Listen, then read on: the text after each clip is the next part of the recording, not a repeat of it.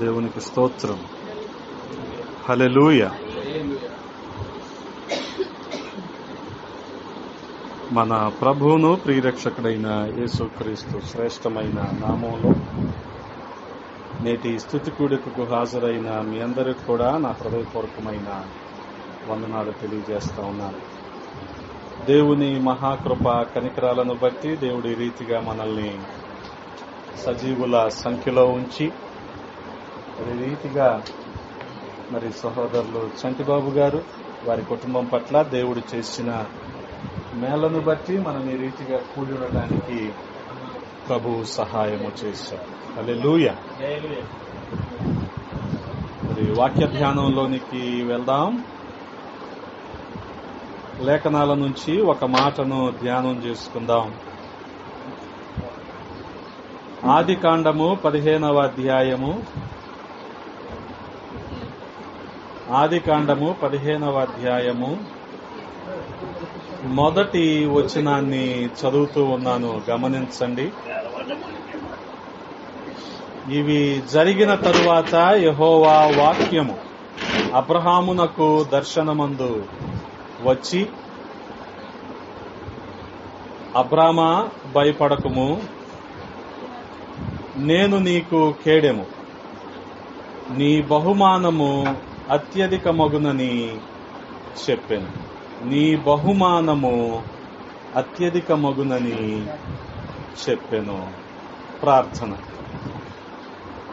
మమ్మల్ని మిక్కిలిగా ప్రేమించిన మా ప్రియ పరలోకపు తండ్రి, ఈ సమయంలో మరొకసారి మీ పాద సన్నిధి చేరటానికి మీరు చూపిన కృపను బట్టి స్తోత్రాలు. గడచిన కాలమంతా మీ రెక్కల నీడలో భద్రపరిచారు, క్షేమాన్ని సమృద్ధిని అందించారు. వందనాలు రాజా. ఈ రీతిగా కూడి ఉండటానికి సహాయము చేశారు. మీరు ఈ సమయంలో ఏర్పాటు చేసిన లేఖన భాగాలను బట్టి స్తోత్రాలు. ఈ వాక్యము ద్వారా మమ్మల్ని దర్శించండి, మాతో పేరు పేరున ముచ్చటించమని బతిమాలుకుంటూ ఉన్నాం. నాకు మా అందరికీ కావలసిన మాటలు వినిపింపచేయండి. అల్పుడైన నన్ను మరుగు చేసి మీ ఆత్మచేత నింపి వాడుకోండయ్యా. సమస్తాన్ని మీ స్వాధీనంలో ఉంచుకోనండి.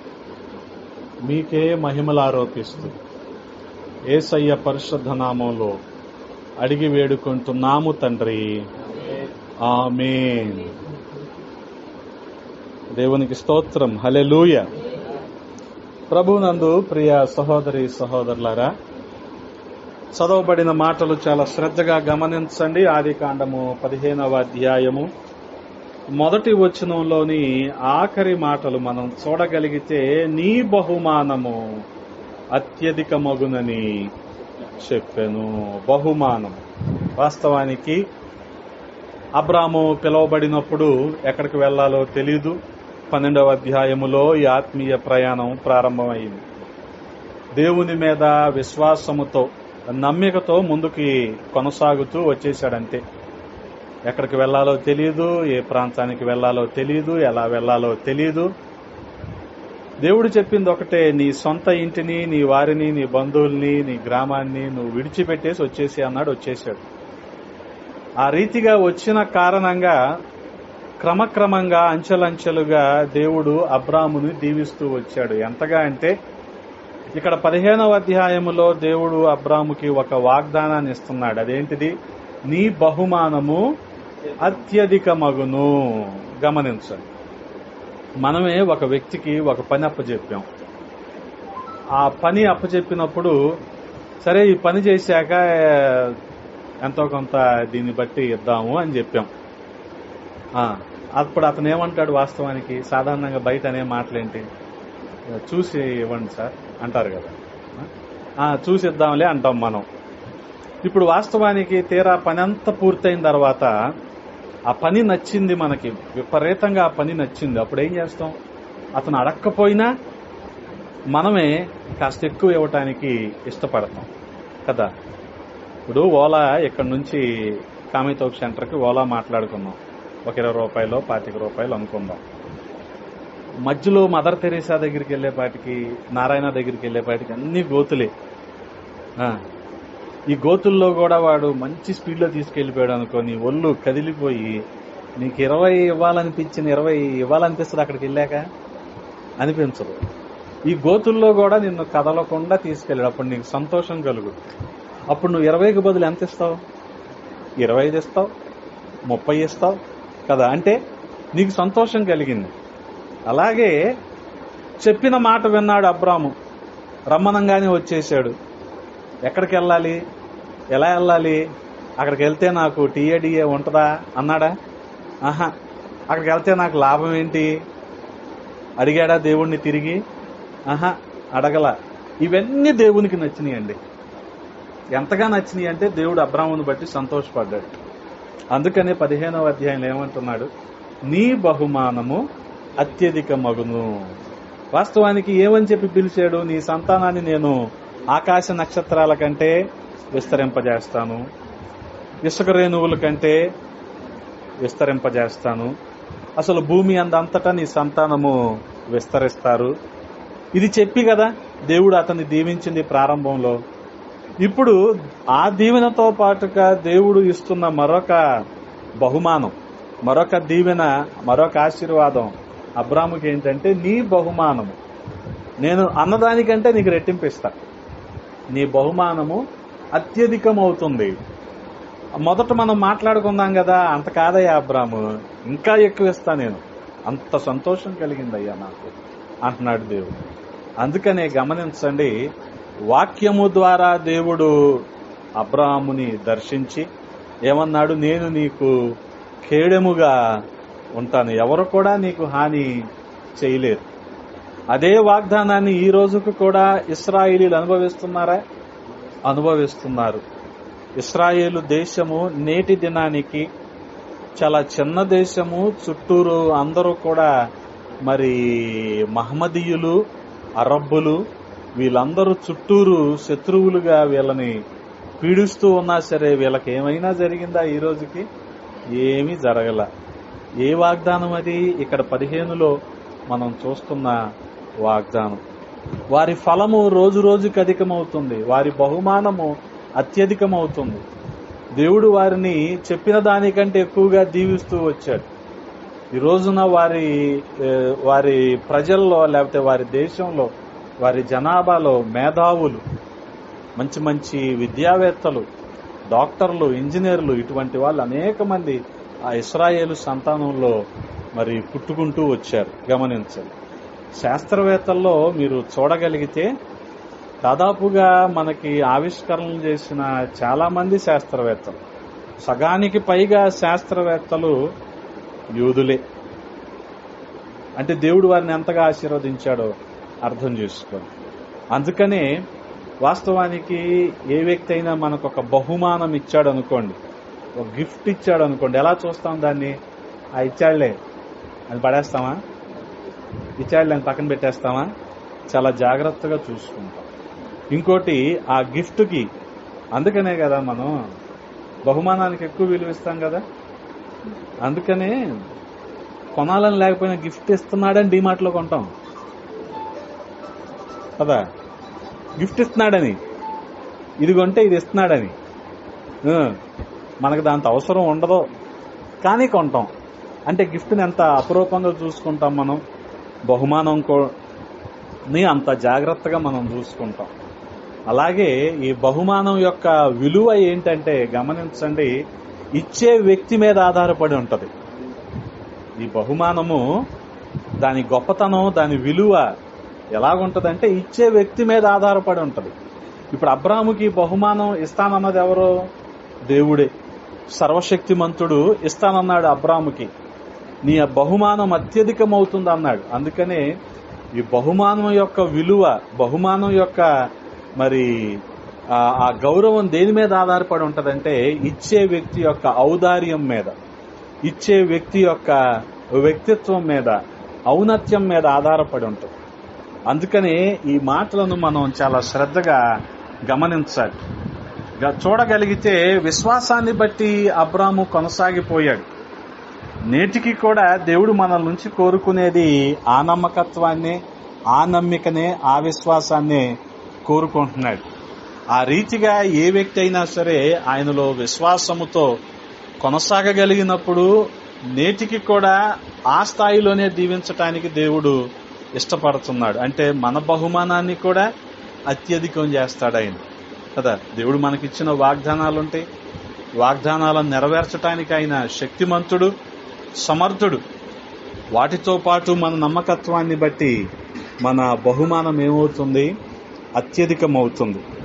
అందుకనే చూడగలిగితే ప్రియ సహోదరి సహోదరులారా, పరిశుద్ధ గ్రంథంలో మనకి కొన్ని బహుమానాలు, ముఖ్యంగా ఆత్మీయమైన బహుమానాలు కనబడుతూ ఉన్నాయి. వాటిని మీకు నేను జ్ఞాపకం చేస్తాను. 127వ కీర్తన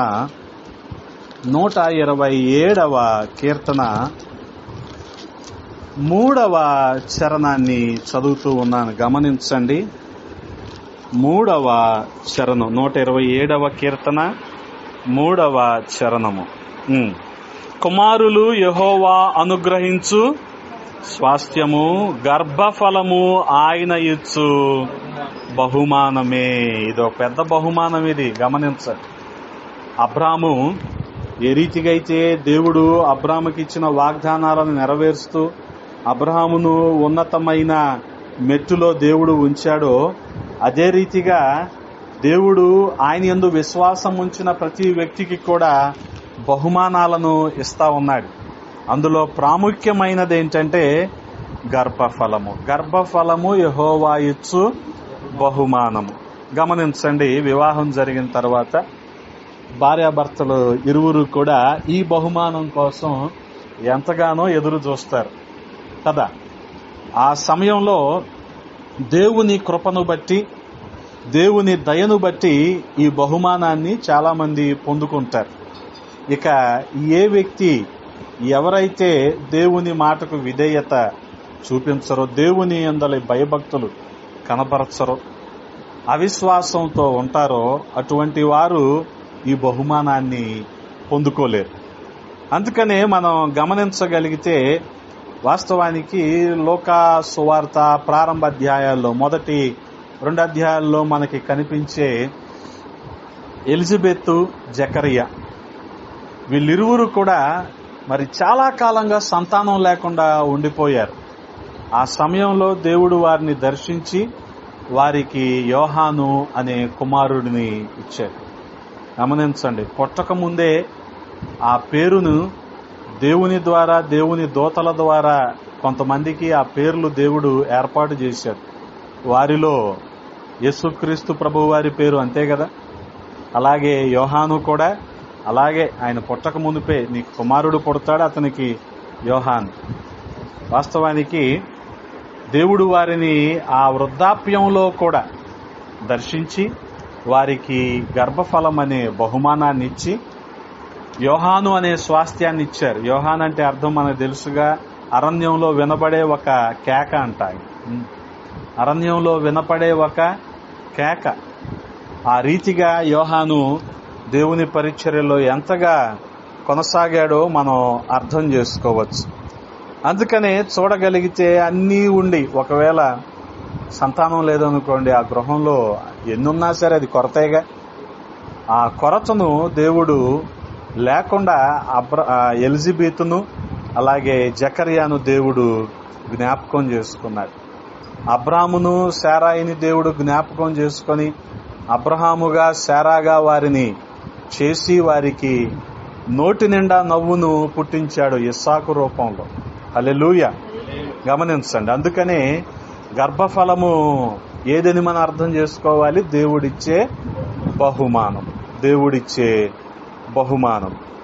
బహుశా మరి చంటిబాబు గారు వారి సతీమణి కూడా ప్రారంభంలో ఈ విషయంలో కొంత ఇబ్బంది పడి ఉంటారేమో గాని దేవుడు వారికి బహుమానాన్ని ఇచ్చాడు. హల్లెలూయా. ఆ బహుమానమే ఈ రోజున మనం ఈ స్తుతి కూడిక ఏర్పాటు చేసుకొని ఈ రీతిగా మనం సంతోషిస్తా ఉన్నాం. నాకు ఒక్కోసారి అనుమానం వస్తూ ఉంటది, అది ఈ అమ్మాయికి మాటలు వచ్చా అని. మాట్లాడుద్దా అసలు ఈ అమ్మాయి అని. ఈ అమ్మాయి మాట్లాడితే నేను ఎప్పుడు చూడలా. అటువంటి మంచి బహుమానాన్ని అంటే మాట్లాడకపోతే మంచిదంటే మరి మాట్లాడితేనే గోల, మాట్లాడితే రకరకాల సమస్యలు వస్తాయి. అటువంటి మంచి బహుమానాన్ని దేవుడి గృహంలో ఇచ్చాడు. హల్లెలూయా. అందుకనే దేవుడు ఇస్తున్న ఆత్మీయమైన బహుమానాలలో ఈ గర్భఫలము కూడా ఒకటి. ఎప్పుడైతే గమనించండి, యేసుక్రీస్తు ప్రభువు వారు ఆయన పుట్టుకను బట్టి అనేకులు కూడా సంతోషిస్తారని ఏ రీతిగా అయితే రాయబడి ఉందో, గృహాలలో సంతానం కలిగినప్పుడు కూడా అనేకులు సంతోషిస్తారు. బంధువర్గం కానివ్వండి, కుటుంబ సభ్యులు కానివ్వండి, ఇరుగు పొరుగు వారు అనేకులు కూడా సంతోషిస్తారు ఆ బహుమానాన్ని బట్టి. అందుకనే చూడగలిగితే ప్రభువు వైపు తిరిగి తమ హృదయాన్ని ఆయన వైపు తిప్పుకొని ఆయన యందు విశ్వాసముతో ఎవరైతే కొనసాగుతారో అటువంటి వారందరూ కూడా ఇటువంటి బహుమానాలను పొందుకుంటారు. బహుమానం పొందుకున్నప్పుడు బహుమానాన్ని ఎలా చూస్తాం? చెప్పాక ఇందాకే, గిఫ్ట్ వచ్చింది, గిఫ్ట్ని అలా పడేస్తామా? పడేలేంగా. జాగ్రత్తగా చూసుకుంటాం, అపురూపంగా చూసుకుంటాం. ఎంతగా చూసుకోవాలంటే మనం కూడా ఈ గర్భఫలం అనే బహుమానాన్ని దేవుడు సంతానం ఇచ్చినప్పుడు వారిని దేవుని కొరకు పెంచాలి. హల్లెలూయా. అంతకు మించి మనం చేయగలిగింది ఏది లేదు. వారు ఇహలోకపరంగా ఏం సంపాదించనివ్వకపోనివ్వండి, కానీ వాళ్ళు దేవుని కొరకు పెరిగితే ఆ బహుమానానికి విలువ గమనించండి కదా. ఒక మంచి గిఫ్ట్ ఇచ్చాం మనం సంపత్కి, చక్కగా ఎక్కడ పెడతాడు గిఫ్ట్? తీసుకెళ్ళి ఇలా నీట్గా షోకేస్లో భద్రంగా పెడతాడు, జాగ్రత్తగా చూస్తాడు కదా. దాన్ని అసలు పాడవకుండా ఎవరిని ముట్టుకొనిస్తాడా? జాగ్రత్తగా. మనం కూడా మనకి ఇవ్వబడిన బహుమానాన్ని ఆయన కోసమే మనం తయారు చేయాలి, ఆయన కోసం వాడబడేలాగా చేయాలి. అప్పుడే దేవునికి మహిమ. హల్లెలూయా. అందుకనే గమనించండి, చాలా సందర్భాలలో పిల్లలు తల్లిదండ్రులు కొన్ని సందర్భాల్లో మాట్లాడుకోరు అనుకోండి. ఏం చేయాలి వీళ్ళు? తర్వాత వీళ్ళు అసలు ఏం చదవాలి? వీళ్ళు ఎలాగ వాళ్ళ కెరీర్ని బిల్డప్ చేసుకోవాలి?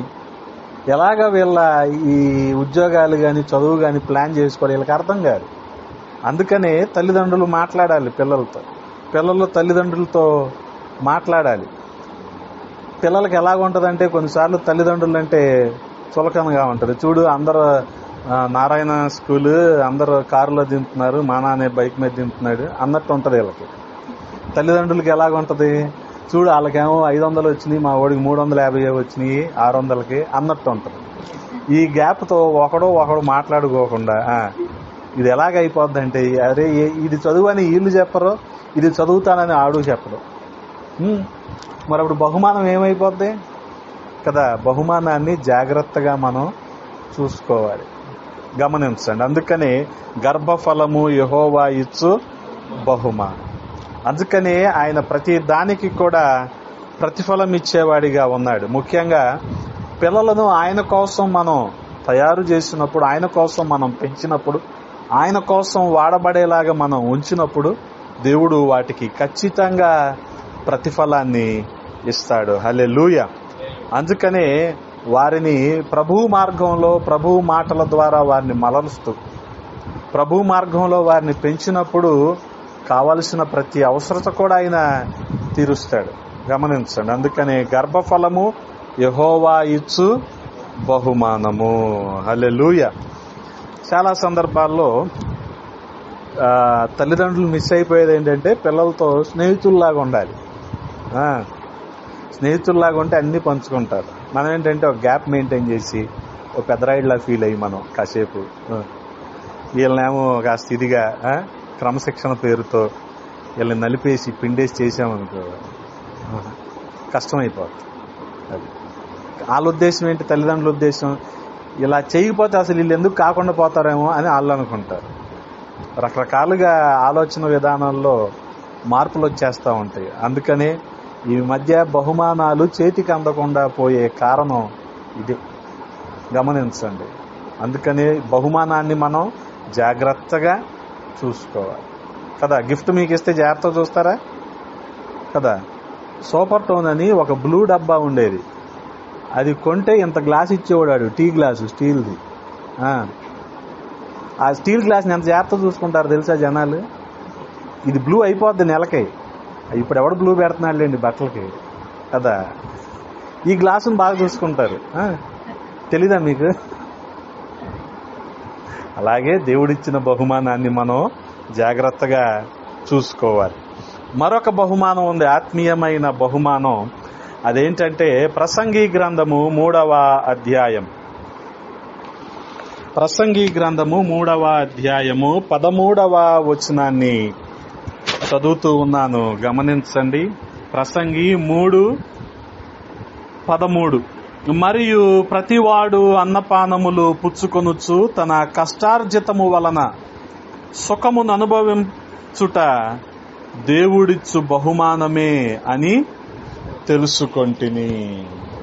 అన్నపానములు పుచ్చుకుంటూ సుఖాన్ని అనుభవించటం, కష్టార్జితాన్ని అనుభవించటం, కష్టార్జితము వలన కలిగిన ఫలాలను అనుభవించటం కూడా దేవుడిచ్చిన బహుమానమే. హల్లెలూయా. గమనించండి, కష్టార్జితాన్ని అనుభవించటం కూడా దేవుడిచ్చిన బహుమానం. చాలా సందర్భాల్లో మనిషికి అన్నీ ఉంటాయి, వస్తు వాహన సంపదలు అన్నీ ఉంటాయి, కానీ వాటిని అనుభవించే పరిస్థితి ఉండదు. ఈ మధ్య ఒకడికి పెళ్ళయిందా? ప్రపంచంలో అటువంటి పెళ్ళి అవదేమో. ఈ మధ్య ఒకడికి పెళ్ళి, వాళ్ళ అబ్బాయికి రాడికి కాదు, ముఖేష్ అంబానీకి కాదు, వాళ్ళ అబ్బాయికి అయింది కదా, అనంత్ అంబానీకి. సో ఇతనికి వేల కోట్ల రూపాయల ఆస్తులు ఉన్నాయి అతని పేరు మీద.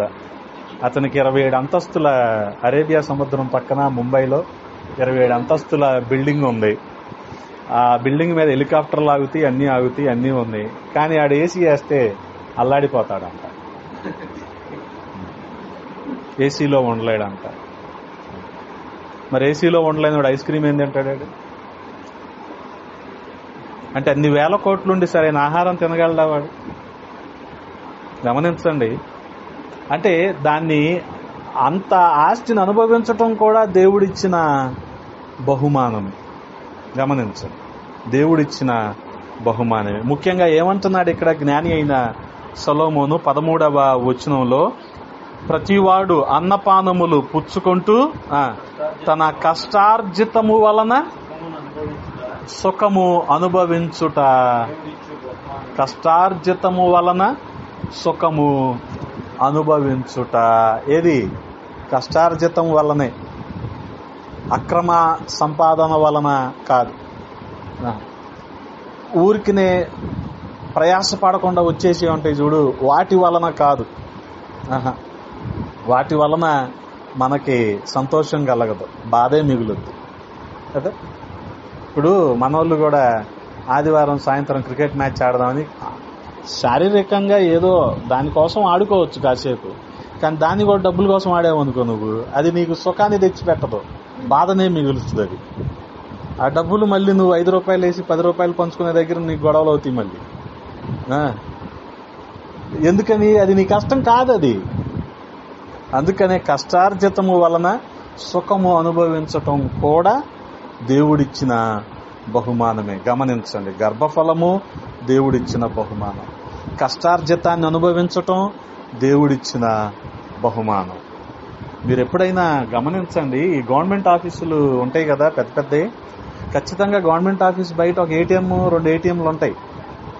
ఈ జీతాలు వచ్చిన వెంటనే మన వాళ్ళు ఏం చేస్తారు? ఏటీఎంలో డబ్బులు తీస్తారు కదా. ఆ ఏటీఎం దగ్గర ఉద్యోగస్తులే రారు, వడ్డీ వ్యాపారస్తులు వస్తారు. ఆడు డ్రా చేసిన వెంటనే వీడు వడ్డీ డబ్బులు తీసుకెళ్ళిపోతాడు. అంటే ఆడి కష్టాన్ని వీళ్ళు తీసుకెళ్ళిపోతారంతే. అందుకనే ఇప్పుడు వాళ్ళ జీతాన్ని అనుభవించగలుగుతారా వాళ్ళు? లేదు కదా. వాళ్ళు చేసిన అప్పులకు గానో వాళ్ళు చేసిన దానికి గానో ఈ వడ్డీలు కడతానే కష్టార్జితాన్ని అనుభవించకుండానే అయిపోతుంది. అందుకనే కష్టార్జితం అనుభవించటం కూడా దేవుడిచ్చిన బహుమానమే. గమనించాలి. అందుకనే ఊరికినే ప్రయాస పడకుండా వచ్చే దానికోసం ఆశపడి కదా, ప్రయాస ఏముండదు, అందులో పెద్ద కష్టమే ఉండదు. ఆకాన్ ఏం చేశాడు? మహా అయితే చూశాడు, చూసి ఆశపడ్డాడు.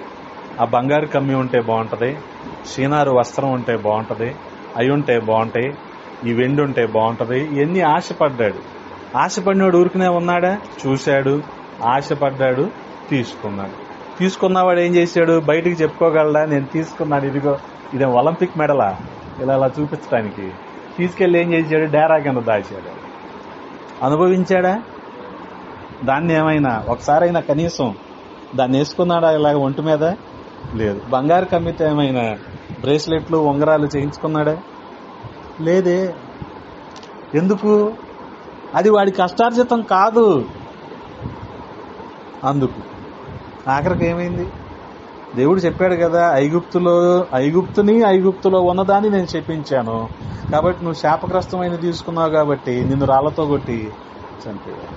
తీసుకున్నాడు. ఆ సంతోషం కూడా లేకుండానే ఆ కుటుంబంలో బాధ మిగిలింది. అందుకని గమనించండి, కష్టార్జితం దేవుడు మనకి ఎంత ఏర్పాటు చేస్తే అంతే. అర్థమైందా? ఎంత ఏర్పాటు చేస్తే ఇంకంతకు మించి నువ్వు ఉరుకులు పరుగులు పెట్టావనుకో ఆరోగ్యం పోద్ది. నువ్వు ఆహారంలాగా తినాల్సిన దాన్ని మందుల్లాగా తినాలి, మందుల్లాగా తినాల్సిన దాన్ని ఆహారంగా తినాలి. అర్థమైందా? అదే మిగులుద్ది. అందుకని జాగ్రత్తగా ఉండాలి. గమనించండి, కష్టార్జితాన్ని అనుభవించటం కూడా దేవుడిచ్చిన బహుమానమే కదా. అన్నీ ఉంటాయి, తినలేకపోతే కొంత బాధ కలుగుద్దా? మనకి కలుగుద్దా లేదా? మొన్న వారంలో నాకు కొద్దిగా జ్వరం వచ్చి ఒక వారం అంతా ఇదయ్యానా, అప్పుడే అందరు మటన్ చేస్తున్నారు. మటన్ దమ్ము, అన్ని మటన్లే. ఏది వసంత ఆంటీ మటనే, అన్ని మటన్లే. ఏం తింటా? ఎందుకు తింటా కదా? ఇప్పుడు పెడితే తినలేంగా. అందుకనే జాగ్రత్తగా ఉండాలి. గమనించండి, కష్టార్జితాన్ని అనుభవించటం కూడా దేవుడిచ్చిన బహుమానమే. అందుకనే 128వ కీర్తన, ఇందాక 127 చదువుకున్నాం కదా, 128వ కీర్తనలో కూడా ఒక మాట మనకు కనపడుతుంది కదా. ప్రారంభం నుంచి యెహోవా యందలి భయభక్తులు కలిగి ఆయన త్రోవల యందు నడుచు వారందరూ ధన్యులు. వారందరికీ కలిగే ఆశీర్వాదం ఎటువంటిదంట? అక్కడ రాయబడి ఉందిగా, నిశ్చయముగా నీవు నీ చేతుల కష్టార్జితము అనుభవించదవు. మన చేతుల కష్టార్జితం మనం అనుభవించటం కూడా దేవుని దీవెనే, దేవుడిచ్చిన బహుమానమే. మన చేతుల కష్టార్జితాన్ని ఏ ఆర్ఎంపీ డాక్టరో, ఏ ల్యాబ్ టెక్నీషియన్నో, ఏ కేబుల్ బిల్లోడో, ఏ బైక్ మెకానికోడో అనుభవిస్తే ఎలా కుదురుద్ది? కుదరదు కదా. అందుకని మన కష్టార్జితం మనమే అనుభవించాలి. అనుభవించాలంటే ఏముండాలి? దేవుడి మీద భయభక్తులు మనకి ఉండాలి. గమనించండి. అందుకనే తర్వాత ఏమంటున్నాడు? నీవు ధన్యుడవు, నీకు మేలు కలుగును, నీలోగిట నీ భార్య ఫలించు ద్రాక్షవల్లి వలె ఉండును, నీ భోజనపు బల్ల చుట్టూ నీ పిల్లలు ఒలీవ మొక్కల వలె ఉందురు. ఇంకా ఏమంటున్నాడు? యెహోవా యందు భయభక్తులు గలవాడు ఇలాగు ఆశీర్వదించబడును. ఎవరికి ఆశీర్వాదాలన్నీ? ఎవరైతే భయభక్తులు కలిగి ఉంటారో వారికి. అందుకనే మన కష్టార్జితాన్ని మనము అనుభవించటం కూడా దేవుడిచ్చిన బహుమానమే. అంతకుముందు ఇప్పుడు ఈ పేర్లు మారినాయి గాని, 2-3 వచ్చి కొత్తగా చేరారు గాని ప్రపంచంలో ధనవంతుల లిస్టులో. అంతకుముందు బిల్ గేట్స్ ఉండేవాడు.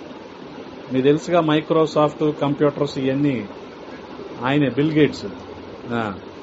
ఆయన ధనవంతుడు అన్నమాట ప్రపంచంలో. ఆయన సంపాదిస్తున్నాడు కానీ తృప్తి లేదు ఆయనకి.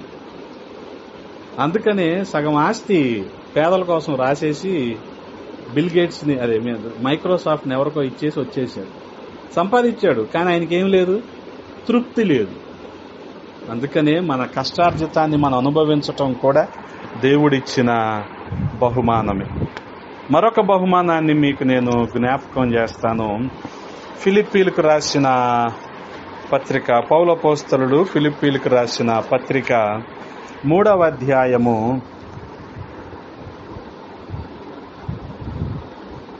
14వ వచనాన్ని చదువుదామా? క్రీస్తు యేసునందు దేవుని ఉన్నతమైన పిలుపునకు కలుగు బహుమానమును పొందవలెనని గురి యొద్దకే పరిగెత్తుచున్నాను. పిలుపుకు, యేసుక్రీస్తు ప్రభువు వారి ఉన్నతమైన పిలుపుకు కలిగే బహుమానం. గమనించు, దేనికోసం పిలువబడ్డాం మనం? శిష్యుల్ని దేవుడు ఒక పని కోసం పిలిచాడు. మత్తయి సువార్త 4వ అధ్యాయంలో వారిని పిలిచినప్పుడు దేవుడు వారికి చెప్పిన మాట ఏంటి? మీరు మీ వలలు విడిచిపెట్టేయండి, నన్ను వెంబడించండి, అప్పుడు నేను మిమ్మల్ని చేపలు పట్టుకునే వాళ్ళు కాదు కానీ మీరు మనుషుల్ని పట్టే వాళ్ళుగా మిమ్మల్ని చేస్తానన్నాడు. అది వారి పిలుపు.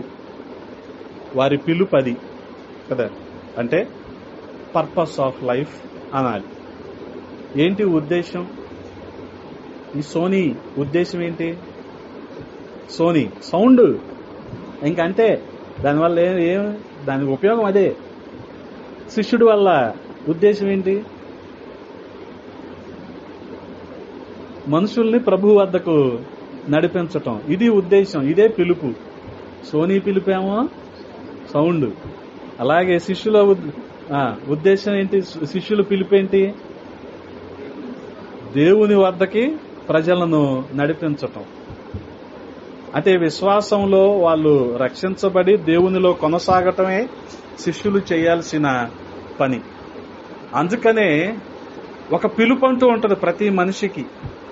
ఆ పిలుపును బట్టే మనం గురి యొద్దకు, ఆ పిలుపుకు అనుగుణంగానే మనం పరిగెత్తినప్పుడు మనకి వచ్చే బహుమానము మనకు వస్తుంది కదా. ఈ గురి యొద్దకు పరిగెత్తటం అంటే ఎంత ప్రయాస ఉంటుంది, అందులో ఎంత జాగ్రత్తలు కావాలి మనకి కదా. అందరికి బహుమానం వచ్చేస్తుందా? ఇక్కడ కానూరులో కూర్చొని నాకు ప్యారిస్ ఒలింపిక్స్ లో గోల్డ్ మెడల్ కావాలంటే వస్తుందా? ఏం చేయాలి మరి కదా? ప్రయాసపడాలి, ఏళ్ల తరబడి అభ్యాసం చేయాలి, ఎక్సర్సైజ్ చేయాలి. చేసిన దాన్ని నువ్వు ప్రతిరోజు ప్రాక్టీస్ చేయాలి. చేసిన దాన్ని నువ్వు అక్కడ నిరూపించుకోవాలి. ఏది? విజయవాడ వదిలిపెట్టి విమానం ఎక్కి ప్యారిస్ వెళ్ళి అక్కడ నిరూపించుకుంటా. అక్కడ నువ్వు గెలిస్తే అప్పుడు ఏమిస్తారు? నీకు బహుమానం, మెడలు ఇస్తారు కదా. మొన్న ఒక ఆమెకంట 100 గ్రాములు 200 గ్రాములు బరువు ఎక్కువైందని బహుమానం ఇవ్వలేదు ఆమెకి. విన్నారుగా? ఉండాల్సిన బరువు కన్నా ఆమె 100 గ్రాములు 200 గ్రాములు ఎక్కువ ఉందంట. పోనీ ఎక్కువ ఉండకూడదు బరువు అనుకోవటానికి ఆమెకి ఇంత జడ ఉంటే ఆ జడ కూడా కత్తిరించేసిందంట. సర్లే ఒక 1 కేజీ జుట్టు అయినా అవునంటే హర్యానా అమ్మాయి ఆమె గెలిచింది, కానీ ఆమెకి మెడల్ ఇవ్వలేదు. ఎందుకనంటే ఉండాల్సిన బరువు కంటే 100 గ్రాములు 200 గ్రాములు ఎక్కువ ఉందా. అంటే ఎంత ప్రయాస దాగుంది ఇందులో, అర్థం చేసుకోండి. అందుకనే ఎప్పుడైతే మన పిలుపుకు తగినట్టుగా మనం పరిగెడతామో అప్పుడు దేవుడు ఉన్నతమైన బహుమానాన్ని ఇస్తాడు. అబ్రాముకేమో అత్యధికమైన బహుమానాన్ని ఇచ్చాడు. ఇక్కడ దేవుని యందలి విశ్వాసముతో దేవునికి విధేయత చూపించే వారికి గర్భఫలం అనే బహుమానం ఇచ్చాడు. అలాగే జ్ఞాని అయిన సొలొమోను చెప్పిన ప్రకారం కష్టార్జితాన్ని అనుభవించే బహుమానం ఎవరికిచ్చాడు? భయభక్తులు కలిగిన వారికి ఇచ్చాడు. ఇక్కడ గురి యొద్దకు పరిగెత్తే వారికి ఉన్నతమైన బహుమానం. పరిగెత్తడం అంటే ఎలాగంటే అలా పరిగెత్తడం కాదంట. ఎలా పరిగెత్తాలి? పిలుపుకు తగినట్టుగా పరిగెత్తాలి. పిలుపుకు తగినట్టుగా పరిగెత్తాలి. అందుకనే మత్తయి సువార్తలో రాయబడి ఉంటుంది కదా మనకి, దీపం పెడితే ఎక్కడ పెట్టాలంట? దీపస్తంభం మీదే పెడితే అప్పుడు అది దానివల్ల అందరికీ వెలుగు వస్తుంది కదా. థామస్ ఆల్వా ఎడిసన్ ఏం కనుక్కున్నాడు? బల్బు కనుక్కున్నాడు కదా. ఇంకో పంతులమ్మ తయారైంది ఇక్కడ, కనుక్కున్నాడు. ఈ బల్బు కనుక్కోక ముందు వెలుతురు లేదుగా. రాత్రిపూట, పగలేమో కాంతి ఉంటది కదా, రాత్రి ఉండదు కదా. అప్పుడు జనాలు 10 గంటలు పడుకునేవాళ్ళంట. ఇప్పుడు మనకి లైట్ ఉంది కదా, అన్ని పనులు చేసుకుంటున్నాం కదా, ఇప్పుడు మనం 6 గంటలు 7 గంటలు పడుకుంటే గొప్పే ఇప్పుడు కదా. ఇక రోడ్డు పక్కన జయదుర్గా టవర్స్ అయితే నీకు 5ంటికే భజన స్టార్ట్ అవుద్ది, ఊయి అని. ఏం పడుకుంటావు నువ్వు? ఇక్కడైతే కనీసం పడుకోవచ్చాము కానూరులో. అలా ఉండేదంట పరిస్థితి కదా. కానీ ఆయన కనుక్కున్నాడు బల్బుని. ఏంటి అందులో ఉద్దేశం అంటే అందరికీ వెలుగు రావటం. అందుకని దీపం ఎక్కడ ఉండాలి? ఇప్పుడు దీప స్తంభం మీద ఉండాలంట. మంచం కిందో కొంచెం కిందో ఉంటుంది, ఎవరికి ఉపయోగపడదుగా. అలాగే మనం ప్రయాసపడతాం, మనం పరిగెడతాం. కానీ ఎలా పరిగెత్తాలి? పిలుపుకు తగినట్టుగా పరిగెత్తాలి. తిమోతి పత్రికలో పౌలు తిమోతితో మాట్లాడుతూ అంటాడు, నిబంధనకు లోబడి మనం పరిగెత్తాలంట. ఎలాగంటే అలా పరిగెత్తామనుకోండి ఫౌల్ అంటారు. అంటే మనం డిస్క్వాలిఫై అయిపోతాం, అందులోంచి బయటకు వచ్చేస్తాం. అందుకనే జాగ్రత్తగా నియమ నిబంధనలకి అనుగుణంగా అనుసరించి మనం పరిగెత్తాలి. ఇక్కడ పౌలు ఈ మాట చెప్పటానికి ఉద్దేశాన్ని అర్థం చేసుకోండి. పౌలు ఉన్నతమైన పరిస్థితుల్లో ఉన్నాడు, మంచి అధికారంలో, మంచి ఆధిక్యతలు ఉన్నాయి పౌలుకి. బెన్యామీను గోత్రానికి సంబంధించిన వాడు.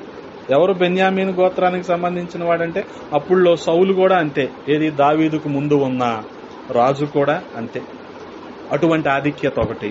రెండోది, పౌలుకి రోమా పౌరసత్వం ఉంది. ఈ రోజున గనక మనం అమెరికా పౌరసత్వం కోసం ఎలాగైతే ప్రయాసపడతామో కదా, అమెరికా పౌరసత్వం ఉంటే 6 నెలలు ఎక్కడ ఉండొచ్చు, 6 నెలలు అక్కడ ఉండొచ్చు, అటు ఇటు తిరుగుతూ ఉండొచ్చు, డబ్బులే డబ్బులు కదా. లెక్క పెట్టడానికి మిషన్ కొనుక్కోవాలి, డబ్బులు లెక్క పెట్టే మిషన్ కదా. అప్పుడు వచ్చాక అమెరికా నుంచి లూయి ఫిలిప్కి వెళ్ళొచ్చు, జాకీకి వెళ్ళొచ్చు, పక్కన మిఠాయి పొట్లంకి వెళ్ళొచ్చు, అన్నిటికి వెళ్ళొచ్చు. అందుకని అమెరికా వెళ్ళాలి నువ్వు, అర్థమైందా? అది రోమా పౌరసత్వం ఉంది. ఈ రోజు మనకు అమెరికా పౌరసత్వం ఎంత గొప్పదో ఆ రోజుల్లో రోమా పౌరసత్వం అంత గొప్పది.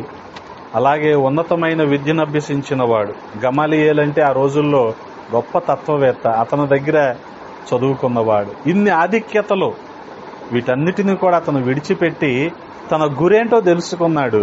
ఏంటంటే తన గురి ప్రభువు కొరకు పనిచేయటమే తన గురి. అందుకనే ఆ ఉన్నతమైన పిలుపును అర్థం చేసుకుని ప్రభువు కొరకే ప్రయాసపడటం మొదలుపెట్టాడు. గమనించాలి, సిటీ స్టడ్ అనే ఒక భక్తుడు ఇంగ్లాండ్ తరపున క్రికెట్ ఆడిన వ్యక్తి. ఒకవేళ ఇంగ్లాండ్ తరపున అలాగే క్రికెట్ ఆడుతూ అతను తన జీవితాన్ని కొనసాగిస్తే ప్రపంచంలో అతనికి చాలా పేరు వచ్చేది కదా. క్రికెట్ అంటే ఈ రోజున ప్రపంచమంతా చూసే ఆట. ఇక మిగిలిన ఏ ఆట కూడా ఇంతమంది చూడరేమో ప్రపంచంలో, అంత పేరు వచ్చేది. కానీ తన యవ్వన కాలంలో క్రికెట్ ఆటను కూడా విడిచిపెట్టి, సాధారణంగా మీరు ఎందుకు ఆడుకుంటారు? ఆట అంటే బాగా విపరీతమైన ఇష్టం కదా. పద్దాక ఆడుతున్నానని మా నాన్నగారు ఏం చేశారంటే బ్యాట్ తీసుకెళ్ళేది డ్రైనేజీలో పడేశారు. ఇంకప్పటి నుంచి ఆడలా క్రికెట్. ఆయన పడేసాడని సంగతి నాకు తెలియదు. తెల్లారికి బ్యాట్ ఉబ్బిపోయింది, చెక్క కదా అది, ఉబ్బిపోయింది అది. ఇంకప్పటి నుంచి క్రికెట్ ఆడలే నేను. ఎప్పుడైనా ఆడాలనిపిస్తే ఆ 150 రూపాయలు ఇచ్చి ఆ పైన ఉంటుంది చూడు, బాల్ అయ్యే వస్తాయి. ఎక్కడ కాదురా, పీవీపీలో బాల్ వస్తాయా ఆటోమేటిక్గా మిషన్లో నుంచి. అవి ఆడతా అప్పుడప్పుడు పిల్లలు తెలినప్పుడు. ఎప్పుడైనా టైం పాస్ కాదు ఊరికే, ఎప్పుడు సంవత్సరంలో 1-2 సార్లు. అదే 150 ఇస్తే ఒక 2 ఓవర్లు వేస్తాడు కదా.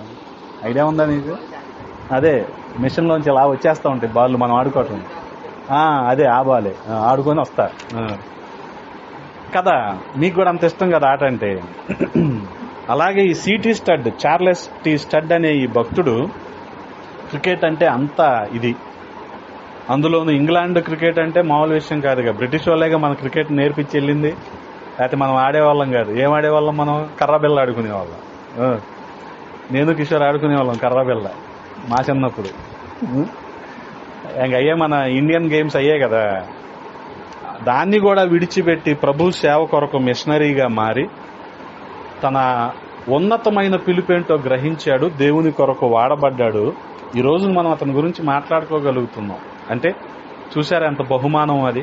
అందుకనే మనం కూడా మన గురి వద్దకు మనం పరిగెత్తాలి. గురి గమ్యం లేకుండా ప్రయాసపడితే ఏ ఉపయోగం కూడా ఉండదు. మన పిలుపేంటో గ్రహించాలి.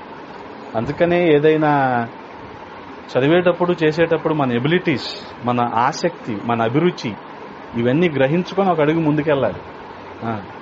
ఆడి చేసాడని మనం చేసామనుకో ఆడి సంగతి తర్వాత మనకేది రాకుండా పోతుంది కదా.